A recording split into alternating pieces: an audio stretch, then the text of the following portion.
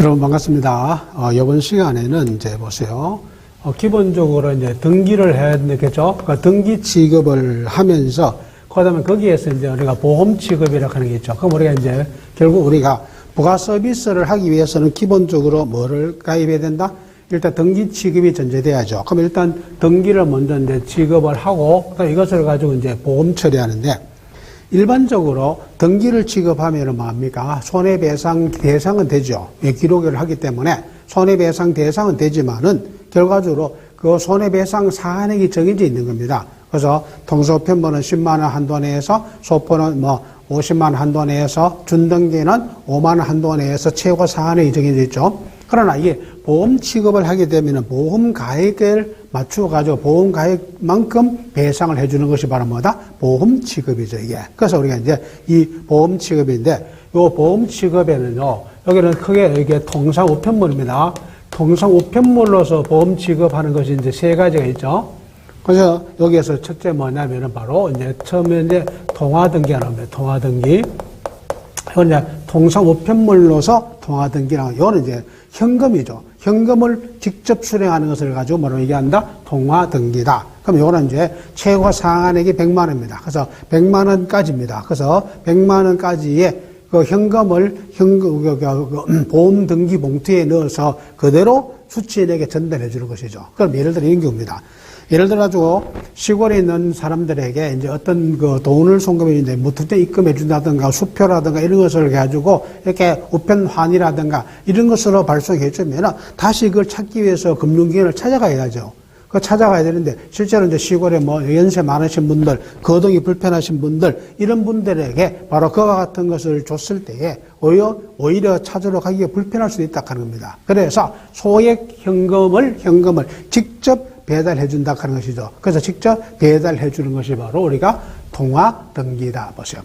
우편을 이용해서 현금을 직접 수취인에게 배달하는 제도라서 만일 취급 도중에 잃어버린 경우에는 통화등기 금액, 그럼 이제 바로 보험 취급 금액이 바로 100만 원이면 100만 원 전액을 뭐 해주는 겁니까? 이것을 배상해 주는 것이 바로 통화등기다 하는 거예요.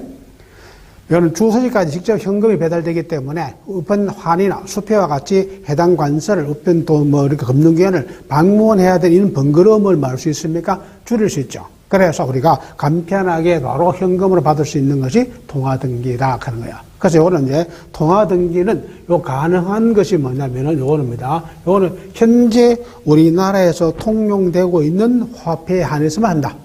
현재 통용되는. 그러니까 고화폐라든가 이런 것은 되지 않는다. 외국 화폐라든가 이런 것도 되지 않는다. 이거는 이용할 수가 없다 하는 것이죠, 이게.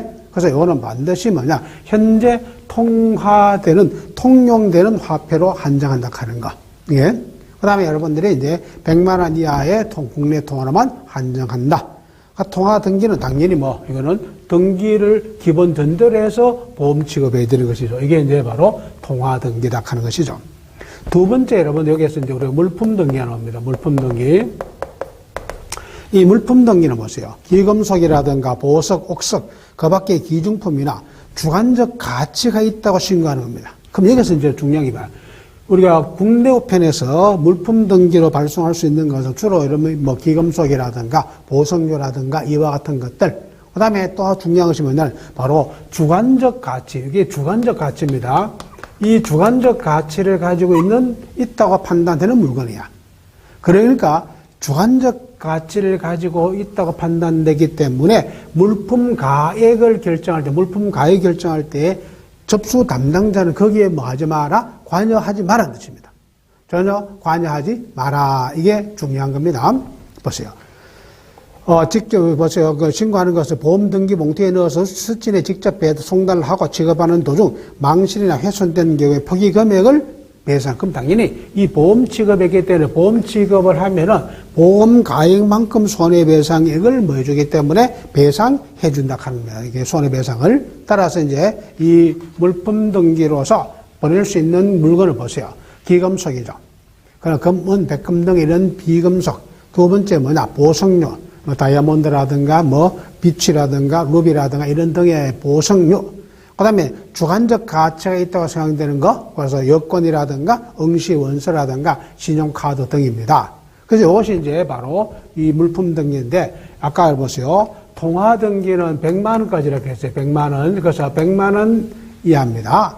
물품 등기는 300만 원 이하, 물품 가액이 300만 원 이하죠. 그 300만 원 이하의 물품에 대해서 바로 이게 가입을 할 수가 있고, 그 다음에 10원 미만의 단수는 붙일 수가 없다. 취급 조건은 무엇이요? 물품 가액은 발송인이 정하며 바로 이겁니다. 여기에서 이 주관적 가치가 있다고 판단되는 것이야. 그 다음에 이런 기금속이라 이런 것은 어떤 사람들은 보기에 따라서 가격 가치가 다 같다 다르다 다 다르다 합니다. 이게 그래서 이 물품 가액을 결정하는 데는 바로 접수 담당자는 하지 마라, 관여하지 마라. 그러니까 바로 물품 가액은 누가 정하고 발송인이 정하고. 그럼 여러분들이 봤을 때는 이거 뭐 한 30만 원짜리밖에 가치가 안 되는데 불구하고 300만 원이라고 얘기하는 거야. 그때 아니 뭐 내가 보니까 그렇지도 않은 것 같은데 뭐 이렇게 보험을 많이 가입합니까? 이렇게 묻지 마라 하는 거야. 발송인이 뭐 하기 때문에 결정하기 때문이죠. 발송인이 정한다.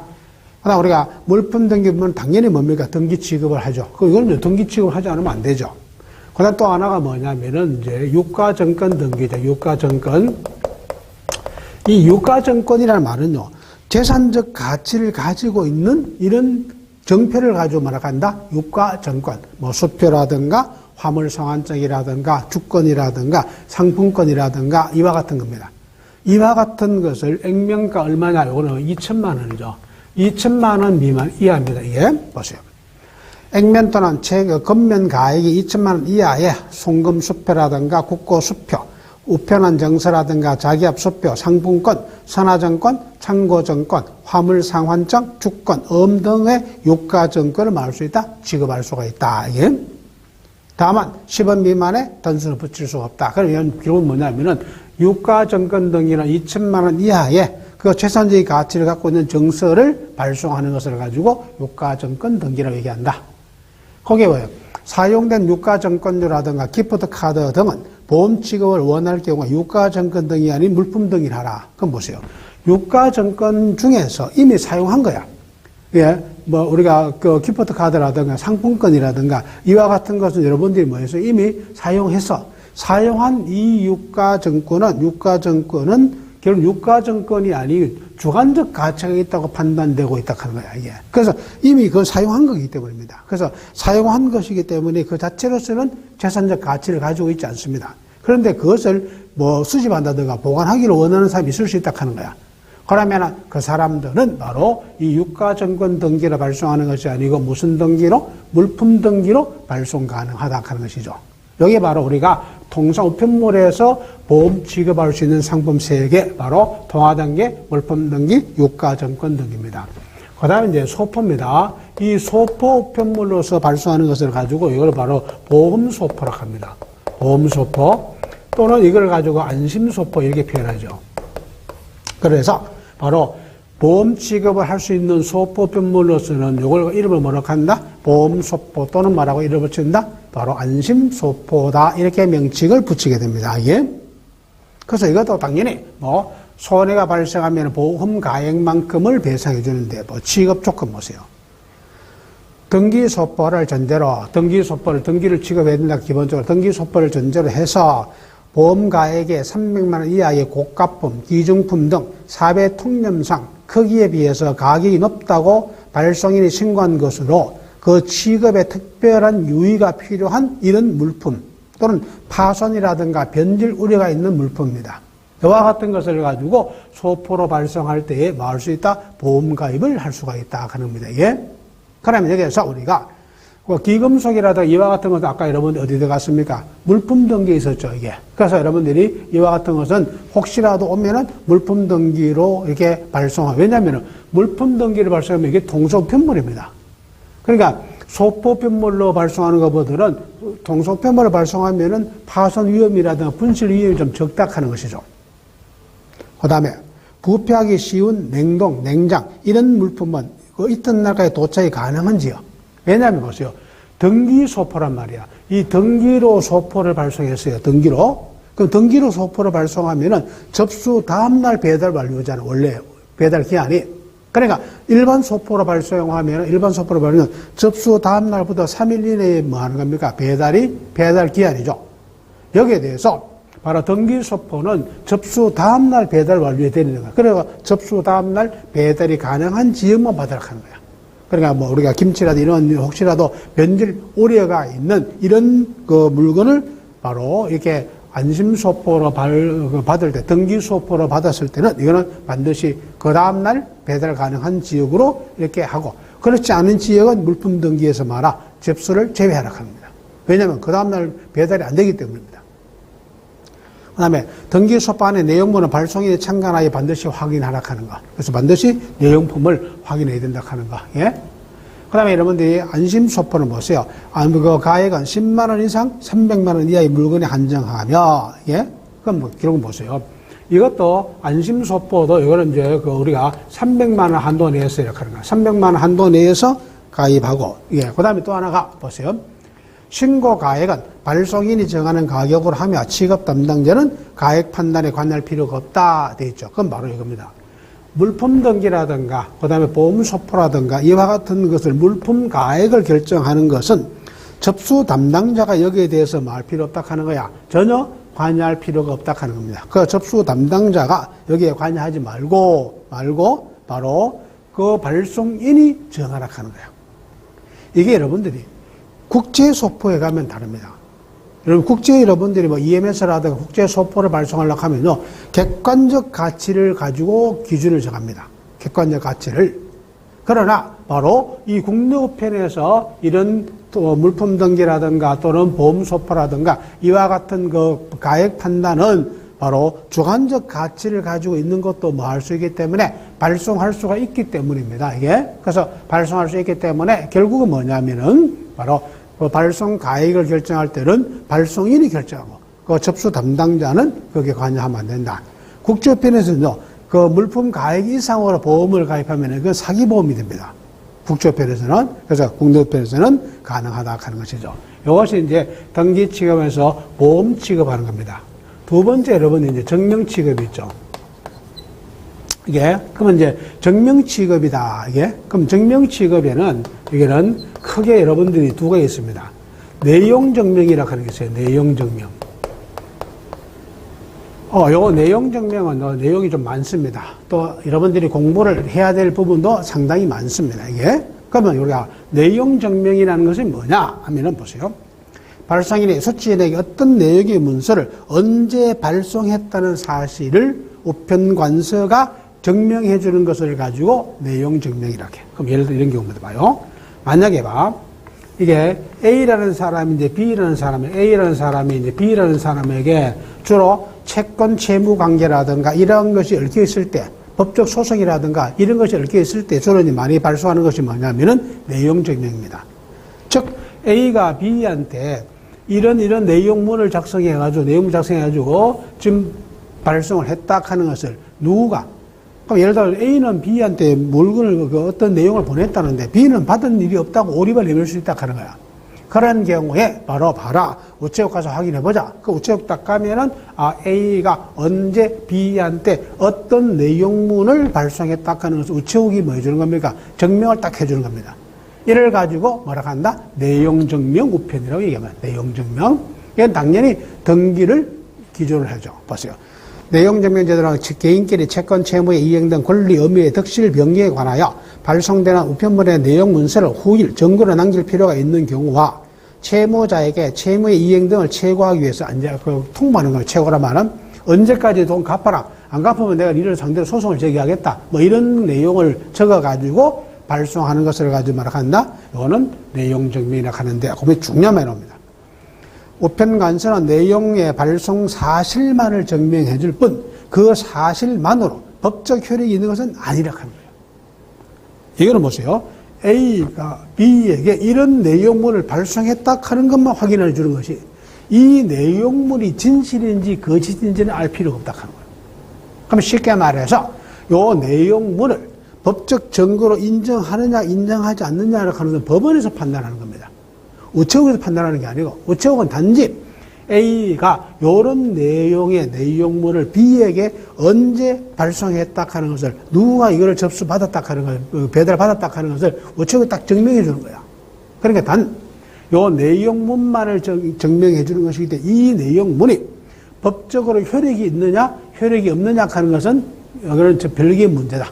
그러니까 법적 효력이 발생하지 않습니다. 이거를 법원에서 그 점검을 제시했을 때 법원에서 이게 점검으로 인정해 줄 수도 있고 인정하지 않을 수도 있는 겁니다. 이게 바로 우리가 이제 내용 증명인데, 요 접수할 때 유의사항 보세요. 내용 문서는 한글이나 한자 또는 그 밖의 외국어로 자획을 명확하게 기록해야 된다 하는 거. 그러면 이제 내용문을 작성할 때 뭐 우리 한글로 쓰든지 영어로 쓰든지 뭐 한자로 쓰든지 일반 여러분들이 뭐 우리가 문서 작성 요령 구두점이나 관로 이런 거 다 써도 됩니다. 그러니까 일반적인 문서 작성 요령대로 뭐 하면 된다. 이걸 작성하면 됩니다. 두 번째, 이 내용문 안에 보세요. 공공의 질서나 선량한 풍속에 해체하는 이런 내용이 되어서는 안 된다 하는 거. 그러니까 여러분들이 뭐 이 안에 이 내용이 혐오스러운 내용이라든가 또는 이제 미풍양속을 해치는 그런 내용이라든가 뭐 이런 내용은 여기에서 내용 문서로서 우편국을 통해서 발송할 수가 없습니다. 또 하나가 원본과 등본이 있습니다.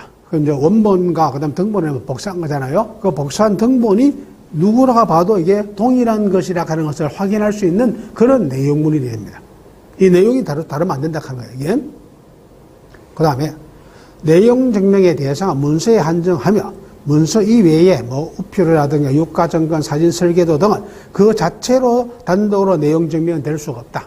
그러면 이제 내용문을 작성하는 것이 가장 기본입니다. 내용 증명은. 내용문을 작성하는데 그 필요한 경우에 뭐 우표라든가 기타 여러분들 이와 같은 것이 있으면은 그것을 뭐로 내용 증명물에 다시 동시에 뭡니까? 같이 보내줄 수 있습니다. 그러나 이 내용문이 아닌 그런 우표라든가 또는 사진이라든가 설계도라든가 이런 것 자체를 가지고 내용 증명으로 발송할 수 없다 합니다. 그러니까 내용문을 별도로 작성하고 그다음에 내용문에다가 이런 것을 추가로 넣을 수 있다. 발송은 가능하다.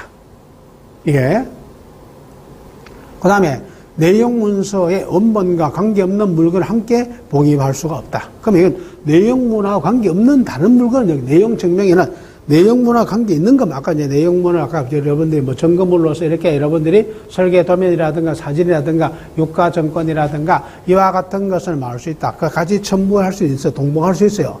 그러나 여러분들이 이 내용문화 전혀 관계 없는 이런 뭐 물건은 여기에다 동봉이 불가능하다 하는 것이죠. 그 다음에 이제 내용문을 작성 어떻게 하느냐 보세요. 내용문은 이거는 이제 원본과 등본 두 개를 발송하는데 이겁니다. 원래 여러분들 보세요. 왜 이게 세 번을 작성이 되느냐면 원본 하나에다 등본 두 개가 됩니다. 그럼 여기서 A가 B에게 발송하면은 B에게 가는 것이 이제 원본이 갑니다. B에게 가는 것이. 그 다음에 A에게 한 부를 보관해야 되죠. 우체국에서 이 한 부를 보관하고 있어야 된다 하는 겁니다. 그래야 세부가 되어가서 확인할 수 있기 때문입니다. 그래서 기본적으로 등본 하나에다가 원본 하나에다가 등본을 몇 개? 두 개 이렇게 해서 세 부를 발송해야 되는데 만약에 발송인인 A가 보관할 필요가 없어. 그러면 두 부 하면 됩니다. 우체국에 하나 보관, 그다음 어디? 바로 여러분들이 수취인에게 한 부가 가야 된다 그런 겁니다. 그 다음에 여러분들 우체국 보관 등본에 발송인 등본 교부 안음 이렇게 표시하라 하는 거. 그럼 원래 여러분들이 세 부를 하면은 각각 한 부씩 가져가면 되고 그 다음에 여러분들이 두 부만 작성했다가 하면 우체국에 보관하고 있는데다가 발송인에게는 뭐하다? 이게 보관하지 않는다 하는 것을 뭐 해야 된다? 확인. 그래서 발송인 등본을 교부하지 않았다. 이렇게 여러분들이 확인하고 그 다음에 동문 내용 증명 우편물입니다. 이거는 뭐냐면은 똑같은 내용인데 수취인이 B, C, 뭐 D 이렇게 여러 사람이 나올 수 있다 하는 겁니다. 이게. 그러면 똑같은 내용을 여러 사람에게 발송하는 것을 가지고 동문 내용 증명이라고 얘기한다. 동문 내용 보여. 내용 문서의 내용 같거나 두 사람 이상이 각기 다른 수취인에게 발송되는 내용 우편물을 얘기하는 경우에는 각 수취인의 주소와 이름을 전부 기록한 등본 두 통과 각 수취인 앞으로 발송한 내용 문서 원본을 함께 제출해야 된다. 이 말이 무슨 말이냐면 원래는 내용 증명 우편물 발송할 때는요. 그래서 이제 바로 발송인 여러분들이 뭐냐면은 A 주소 성명을 적습니다. 그다음에 수치인 B의 주소 성명을 적어. 이게. 적어가지고 요 내용뭐 똑같이 거기다 봉투에도 수치인과 발송일의 주소 성명이 동일해야 됩니다. 내용 증명 우편물은 반드시 이 안에 내용문에 들어있는 주소 성명하고 그 다음에 밖에 주소지에 있는 여러분 주소 성명이 무조건 뭐 해야 된다? 동일해야 됩니다. 이게 동일해야 되는데 여기에서 동문 내용 증명 같은 경우에는 보세요. B, C, D는 보세요. 여기에 B의 주소, C의 주소가 있는 것은 각각 이제 B에 가는 겁니다. 그 다음에 우체국에 보관하고, 그 다음에 발송일에 보관하고 있는 데는 이 한 장에다가 A의, B의 주소, C의 주소, D의 주소를 다 적을 수 있습니다. 이게, 그러면은 왜 따로따로 다 적을 필요 없다 하는 같은 내용이기 때문에, 그런 가는 사람은 B, C, D에게는 주소가 별도로 있지만, 그래서 우체국 보관하고, 그 다음에 그 발송일이 보관하는 그 등본에입니다. 그래서 그 등본에는 주소가 일괄적으로 다 한 장에다 기재할 수 있다 합니다. 여기 바로 동문 내용 증명을 발송할 때입니다. 그 다음에 혹시라도 이게 내용물을 작성하다 보면은 뭐 정정하거나 추가하거나 삭제하는 경우가 있습니다. 그럼 여기서 정정, 삭제하면은 정정 몇 자 했다 하는 거, 그 다음에 여러분들 삭제 몇 자 했다 하는 거, 이런 내용을 다 이런 여백에다 적으면 되는데 문제는 이거야. 만약에 이렇게 여러분들이 뭐 예를 들어서 이제 사랑한다 이게 요런 말을 적었어요. 요거를 다른 말로 미워한다로 바꿔야 돼요. 그럼 요 사랑한다는 말을 이렇게 두 줄 그으면 됩니다. 두 줄 긋고 여백에다가 혹시 여백이 있으면 여백에다가 마음대로 가서 미워한다 이렇게 적으면 돼요. 그런데 문제는 이거란 말이야. 이렇게 사랑한다는 것을 미워한다로 바꾸었다 하는 겁니다. 바꾸었다 하는 것은 이 글자 하나에다 다 사인을 해줘야 됩니다. 아니면 도장을 찍든 지장을 다 찍어줘야 돼. 수정하면은. 그 다음에 이것이 어떤 글자를 바꾸었다 하는 것을 객관적으로 볼 수 있어야 됩니다. 만약에 여기에 여러분들 수정액을 해가지고 완전히 지우고 위에 더 쓰면 안 된다 하는 거예요. 어떤 글자를 바꾸었다는 것을 확인해 줘야 되기 때문입니다. 그래서 만약에 이걸 여러분들이 요새 화이트라고 얘기하죠. 수정액으로 완전히 수정하고 쓰거나 아니면 이것을 완전히 지워가지고 도대체 어떤 글자를 바꾸었는지 알 수가 없는, 이렇게 하면 안 된다 하는 거예요. 그래서 내용문은 반드시 이렇게 두 줄 긋고 그 다음에 어떤 내용을 어떻게 바꾸었다 하는 것을 알 수 있도록 이렇게 해줘야 된다 하는 거예요. 이게. 그 다음에 여러분들이 내용 증명의 그 우편물의 내용 문서의 원본과 등본을 기록한 발송인과 수취인의 주소 성명은 뭐 해야 된다? 같아야 된다 하는 거예요. 그럼 아까도 했지만 여기에 안에 내용물에 있는 발송인과 수취인의 주소 성명하고 그 다음에 봉투에 있는 뭐하고 주소 성명이 무조건 같아야 된다. 뭐만 빼고? 동문 내용 우편물은 다르죠. 동문 내용 우편물은 바로 각각 B, C, D에게 가는 주소는 각자 개별적으로 쓰면 되는 겁니다. 그러나 바로 우체국 보관이라든가 또는 그 발송인이 보관하고 있는 거기에는 바로 등본에는 뭐 합니다. 이 사람들의 주소를 B 주소 성명, 그다음 C 주소 성명, D 주소 성명 다 한 장에다가 작성할 수가 있다 하는 것이죠. 이게. 이것이 이제 우리가 바로 내용 증명을 작성하는 방법이야. 그다음 이제 내용 증명을 작성할 때 수취인이 두 사람이 사인을 경우 있다 하는 겁니다. 그런 경우에는 뭐냐? 바로 한 사람의 주소만 우편물에다 적으면 됩니다. 예.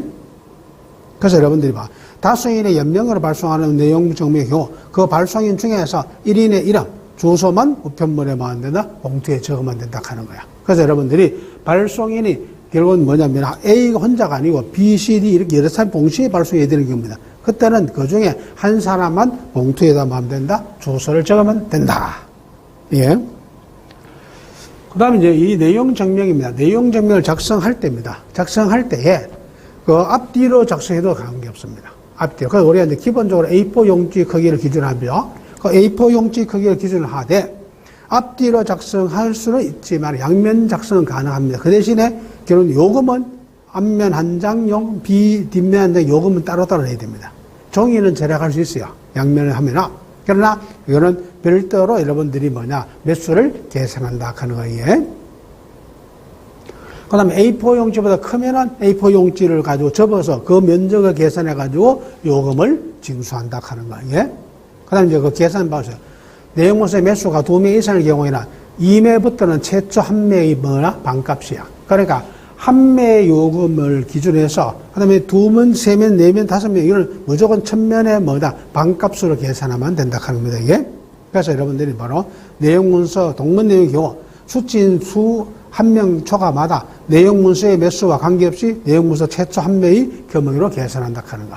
그럼 예를 들어가지고, 만약에 A, B한테, C한테, D한테 발송했단 말이야. 그러면 B한테 받은 요금을 C한테도 받고 D한테도 받는다 하는 거야. 동일한 요금을 징수한다. 물론 이게 우체국에 보관하고 있는 원본은 하나밖에 없지만 B, C, D 이렇게 여러 사람에게 발송되잖아요. 그러니까 결국은 B에게 받는 요금, C에게 받는 요금, D에게 받는 요금은 동일하다는 뜻입니다. 예? 그래서 우리가 이제 동문 내용 발송인 경우는 각각의 발송에서 최초 한 사람의 여러분들이 그 요금을 그 다음 사람들에 그대로 적용한다 하는 겁니다. 예?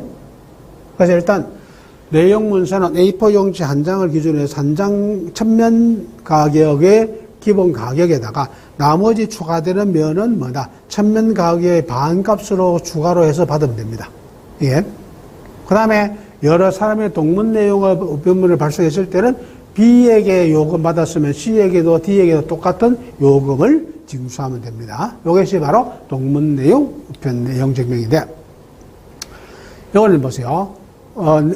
내용 증명 문서의 원본이나 등본의 장수가 2장 이상일 때는 함께 묶은 곳에 우편 날짜 도장으로 간인하거나 내용 문서의 원본 등본을 글자를 훼손하지 않도록 빈 곳에다가 천공기로 만다? 이게 간인한다. 이거는 뭐냐면 입니다. 내용 문서가 한 장인 경우는 문제 안 되는데 2장, 3장 이래 돼. 그러면은 어떻게 하느냐면은 예를 들어가지고 이게 여러 장이 있으면 이렇게 여러 장을 같이 이렇게 겹치는 겁니다. 놓고 이 중간에다가 간인을 찍으라 하는 겁니다. 간인을 찍는데 이때 간인은 발송인의 도장을 찍는다는 거. 이게 아니라 하는 거야. 그러니까 발송인의 도장을 찍는 것이 아니고 뭐한다? 우체국에 있는 날짜 도장 도장 있잖아요. 그래서 날짜 도장을 여기에다가 간인을 하라 합니다. 그러면 이제 우리가 2장 이상이 되면은 이렇게 해가지고 이렇게 해서 간인을 찍든지 아니면 이걸 한 장에 묶여가지고 천공기가 있습니다. 글자들 여러분들이 구멍 빡빡 뚫는 글자 있잖아요. 이걸 가지고 그 글자가 없는 이런 여백에다가 해가지고 그 천공기를 하면 됩니다. 그러니까 아예 날짜 도장으로 간인을 하든지 아니면은 천공기를 가지고 뚫든지 하면 됩니다. 그 다음에 수취인에게 발송할 내용 문서의 원본, 우체국에서 보관할 등본, 발송인에게 교부할 등본에는 우편 날짜 도장을 이어지게 개인한다.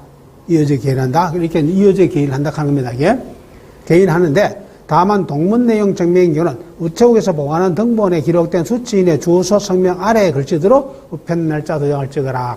그럼 이런 이렇게 여러 개 있을 때는 이렇게 간인을 찍든지 아니면 천공기를 뚫으면 되는데 이게 동문 내용입니다. 그 여러 사람에게 발송한다 하는 거야. 그러면은 여기에서 B에게 발송하는 건 B 주소 앞에 가서 도장을 찍고 C에게 발송 C 주소 밑에 가서 이걸 이렇게 한 장 한 장 붙여가면서 그 주소와 관련된 곳에다가 날짜 도장을 찍으라 하는 겁니다. 주소와 관계되는 거예요.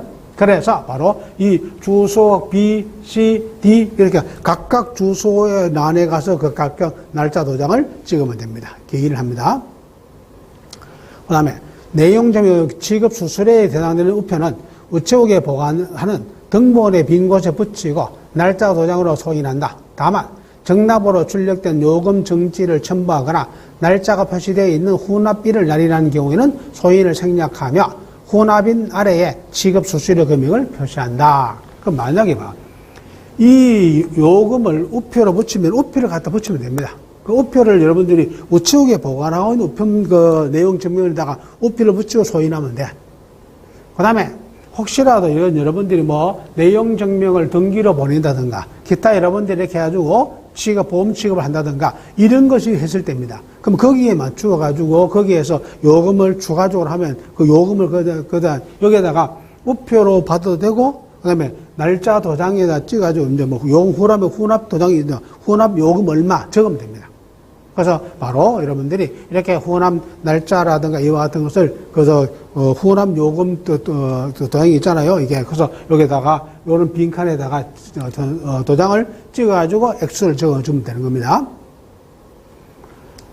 그 다음에 내용 증명의 재증명과 열람 청구하는 게 있어요. 그럼 여기서 이제 일단 내용 증명을 보내서 그럼 A가 B나 C나 D에게 보냈는데 이 B나 C가 이런 사람들이 뭐냐면은 이게 나는 받은 일이 없다 오리발 내밀 수 있잖아요. 그때에 가서 요거를 열람을 청구할 수 있어. 그럼 좋다. 우리 우체국 한번 가자. 확인해보자. 이게 열람을 청구할 수도 있고 또는 바로 발송인인 A나 또는 수취인인 B가 혹시 이거를 내용 증명을 분실할 수 있다 하는 거야. 그랬을 때 다시 가서 뭐 할 수 있다 합니까? 이거를 다시 재증명해달라고 요구할 수 있다 합니다. 이것을 가지고 바로 내용 증명의 재증명과 열람 청구가 되는 겁니다. 열람 청구. 보세요. 내용적 발송인 등 수취인이 내용적 문서의 등본입니다. 그래서 등본을 망실했거나 새로운 등본이 필요할 때 우체국의 등본 보관 기간이 3년 안에 한정해서 발송인 수취인이나 발송인 수취인으로부터 위임을 받은 사람이 재증명 청구에 응하거나 열람 청구에 응하는 것이다. 그러면 이제 쉽게 말해서 요 내용 증명 우편물은 보관 기간이 3년이라고 하는 거예요. 우체국에서 3년 안에는 발송인이든 수취인이든 또 그들의 위임을 받은 사람이 우체국에 가서 이 내용 증명을 열람해달라고 열람을 할 수도 있고 아니면 재증명, 다시 증명서를 발급해달라고 요구할 수가 있습니다. 이를 가지고 바로 재증명이라든가 열람 청구다 이렇게 표현하죠. 그럼 여기는 보세요. 내용 증명은 이제 3년이기도 3년 안에 해야 되는 것이고 청구국 보세요. 전국 우체국에서 또는 인터넷 우체국을 통해서도 가능하다. 그러면 여기서 재증명을 청구하거나 열람을 청구할 수 있는 것은 전국의 모든 우체국에서 우편 지국을 포함해서 전국의 모든 우체국에서 신청이 가능하다. 그다음 청구인은 내용 증명의 우편물 발송인 또는 수취인 또한 바로 발송인이나 수취인의 위임을 받은 사람 돼 있어요. 그러면 이거는 요 재증명을 다시 요구하는 거나 열람을 청구할 수 있는 발송인, 수취인도 가능하고 발송이나 수취인에 뭘 받은 사람 바로 이게 성인을 위임을 받은 사람은 가능하다. 위임 받은 사람. 그다음에 이제 지급 수수료입니다. 재증명 당시 바로 우리가 내용 증명 지급 수수료의 반액을 재증명 문서 한 통마다 징수한다. 그럼 보세요. 이제 원래 내용 증명을 내용 증명을 발송한 시기가 만약에 2018년 예를 들어 가지고 3월이야. 3월. 그 다음에 이 재증명은 이제 3년 안에 안 되겠죠. 그럼 예를 들어 2020년 예를 들어 가지고 10월 달이다. 10월 달에 이거를 재증명을 요청했단 말이야. 그러면은 발송할 당시의 요금으로 기준하는 것이 아니라 하는 거야. 재증명을 할 당시의 요금입니다. 그러면 발송할 당시에, 요 당시에 한 통 발송 요금이 예를 들어 2,000원이었다. 2,000원. 그런데 2020년 1월 10월 달에는 만약에 이게 2,500원이다. 그러면 이때 발송할 당시에 요금에다 기준해서 반값을 받는 게 아니고 재증명을 할 당시에 가격의 반을 받습니다. 알겠죠? 여기 꼭 잘 해야 됩니다. 그래서 재증명 한 통마다 처음에 발송했을 때 당시에 우편 요금이 아니란 말이야. 그 요금이 아니고 재증명을 신청할 당시에 요금의 얼마? 바로 여러분 지급 수수료의 2분의 1을 받도록 되어 있다 하는 거. 그 다음에 우리가 이제 증명 지급 수수료 재증명을 요청할 때, 그럼 아까 이제 요청할 당시 이때 처음에 발송했던 것이고, 이때 뭡니까? 재증명을 신청했기 때문에 이때 요금을 기준한다 하는 것이죠. 그 다음에 열람 수수료도 마찬가지. 열람 당시에 내용 증명 지급 수수료의 반액이다. 그러면 쉽게 말해서 이거는 뭐냐? 열람을 청구하든지 재증명을 다시 증명서 하나 더 발급해달라 하든지 간에 뭐다? 반드시 그 신청한 당시, 그러니까 신청 시점에 우편요금의 반액을 징수하도록 되어 있다 하는 것이죠. 열람은 여러분들이 보세요. 반드시 취급 담당자 보는 앞에서 열람, 보고 옮겨 쓰는 것도 포함해가지고 열람이 가능하다 하는 것.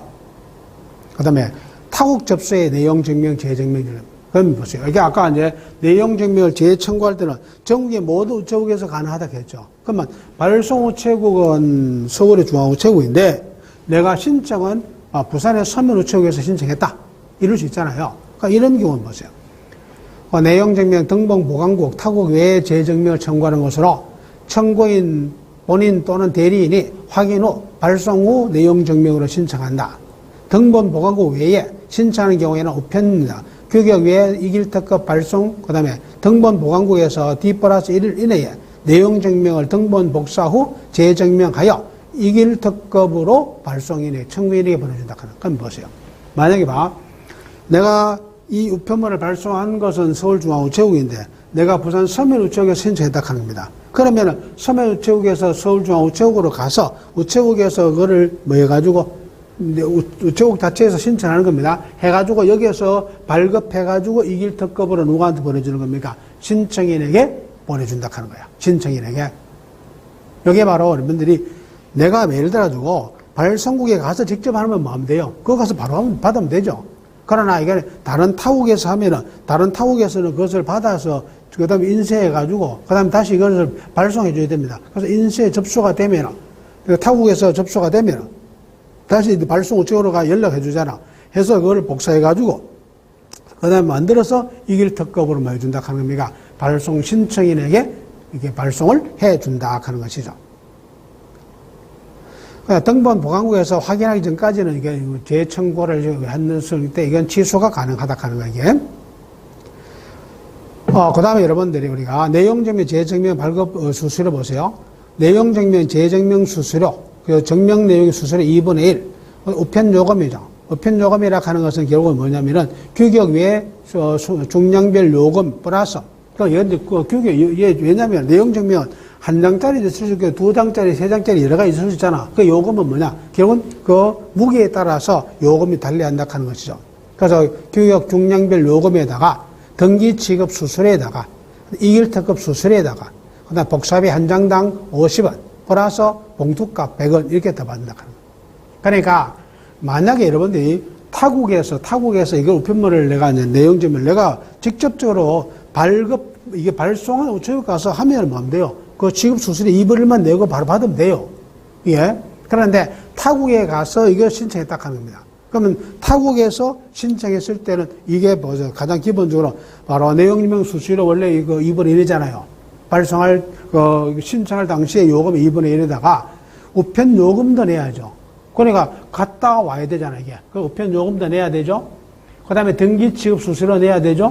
그 다음에 이길특급 수수료 당연히 내야 되죠. 그 다음에 이제 이걸 발급하기 위해서는 50원 복사를 했단 말이야. 한 장당 50원을 받아야 됩니다. 거기다 이제 또 다시 봉투에 넣어가지고 보내줘야 하잖아요. 그래서 봉투값 100원. 이렇게 같은 것이 바로 이게 추가로 지급되어 수수료를 내야 되는 겁니다. 이게 이제 타국에서 신청했을 때입니다. 이게 자국이 아니고. 그래서 타국 접수의 내용 증명을 여러분들 재증명할 때는 요금이 이렇게 되고, 원래 발송 우체국에 가서 발급받으면 그냥 신청할 당시에 내용 증명 수수료 2분의 1만 내고 바로 받든지 열람하면 되는 겁니다. 이렇게 해서 여러분들이 구비를 해줘야 된다 하는 거. 그 다음 두 번째, 이 내용 증명에는 이제 두 번째 뭐가 있냐, 배달 증명이라고 하는 게 있죠. 배달 증명.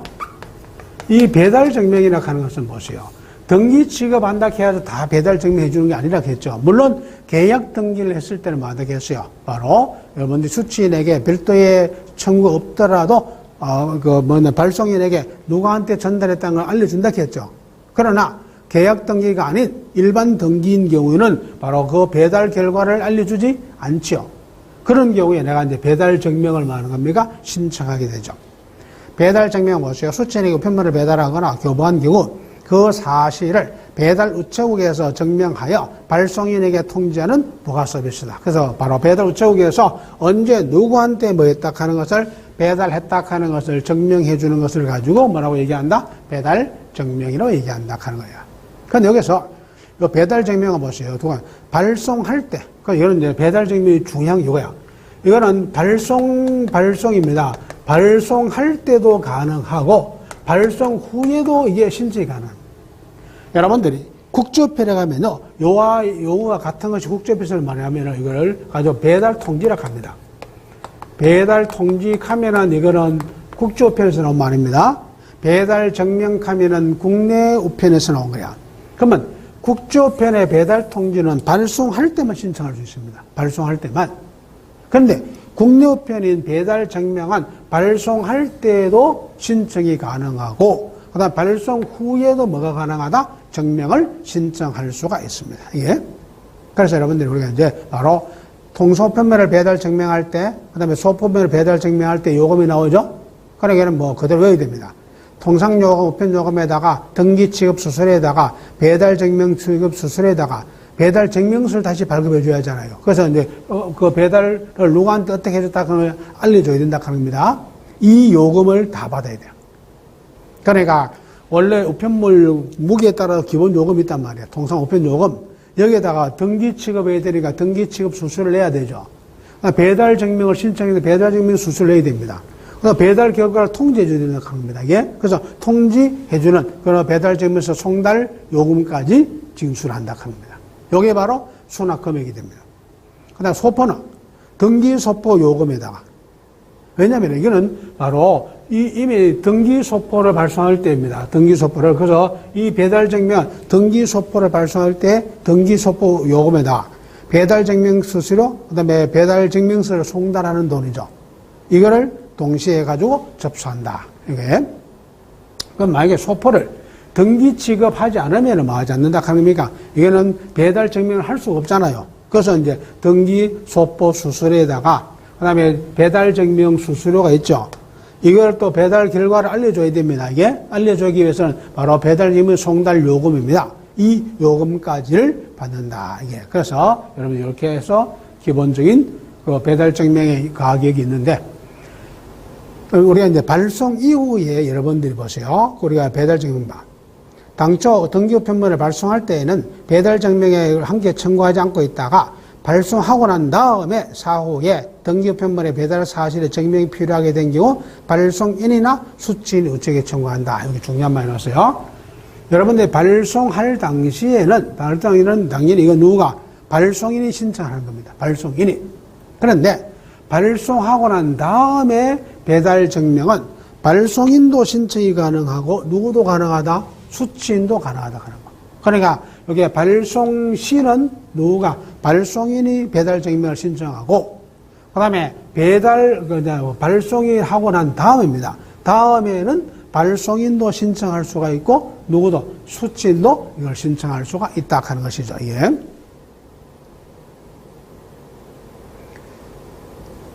여기 이제 배달 증명입니다. 그런데 처리 절차를 보세요. 전국 우체국과 인터넷 우체국에서 신청할 수 있으며 청구 접수국은 정당한 발송인이나 수취인임을 확인해야 된다. 그럼 여러분들이 이제 발송할 당시에는 이제 발송 우체국에서 배달 증명을 하는 거니까 큰 문제 안 되는데 바로 발송하고 난 다음입니다. 다음에는 여러분들이 이게 전국의 모든 우체국, 인터넷 우체국을 포함해서 우체국에서 신청이 가능하다 하는 것.